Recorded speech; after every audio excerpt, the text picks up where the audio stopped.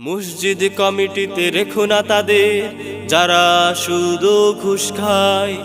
মসজিদ কমিটিতে রেখো না তাদের যারা পাপে ডুবে রয়।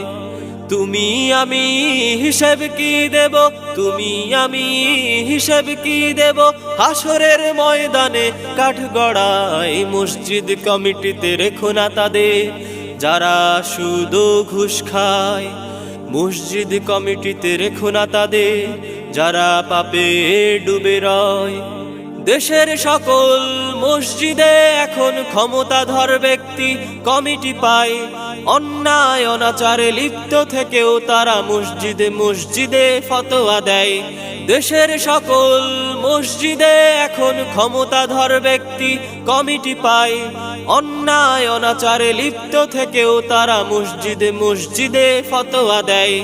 ইমাম না থাকলে ইমামতি করবেন, ইমাম না থাকলে ইমামতি করবেন এমন ব্যক্তিকে আমরা চাই। মসজিদ কমিটিতে রেখো না তাদের যারা শুধু ঘুষ খায়। মসজিদ কমিটিতে রেখো না তাদের যারা পাপে ডুবে রয়।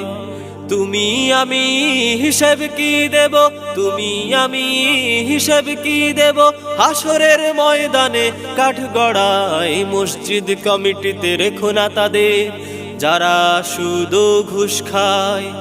মসজিদ কমিটিতে রেখো না তাদের যারা পাপে ডুবে রয়।